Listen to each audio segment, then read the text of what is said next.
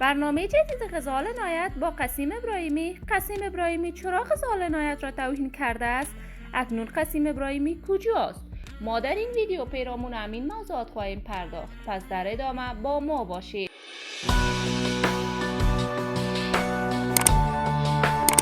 سلام، شما را خوش آمدید میگم به یکی دیگر از ویدیوهای جذاب کانال دنیا اینفو. من مروارید عزیزی هستم. برای حمایت از من علامت سابسکرایب را فشار دهید تا از ویدیوهای دیگر کانال ما هم آگاه شوید. عنایت یکی از موفق‌ترین و محبوب‌ترین هنرمندان افغانستان که از شهرت خاصه در میان مردم برخوردار است. غزال عنایت شاگرد موفق و با استعداد استاد نظیر خارا است. غزال عنایت کارهای هنرمندی خود را از سال 2005 آغاز کرد، ولی در ابتدای کارهای هنر خوانندگی خود چهره خود را بر مردم ظاهر نمی کرد. اما بعد از آن که غزال عنایت به کشور کانادا سفر کرد، در اولین ویدیو کلیپ با قیس الفت ظاهر شد و آهنگ دوگانه این دو هنرمند در میان مردم گل کرد. غزال عنایت اکنون آهنگ‌های بیشمار سروده است و کنسرت‌های مختلف در سطح جهان برای علاقمندانش اجرا می‌کند. تنها غزال عنایت هنرمند خانواده‌شان نیست، بلکه دو خواهر دیگر وی هم راه هنر خوانندگی را در پیش گرفتند.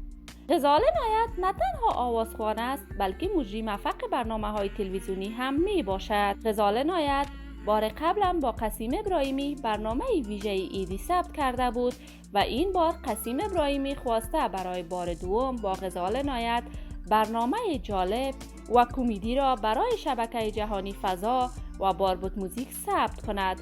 غزال عنایت هم با کمال میل ثبت این برنامه را با قسیم ابراهیمی پذیرفته است و قرار است این برنامه در شب‌های سال نو میلادی به نشر برسد. قسیم ابراهیمی از جمله موفق‌ترین کمدین‌های کشور است که اکنون در کشور دبی زندگی می‌کند و منتظر قبولی کیسش به کشور کانادا است.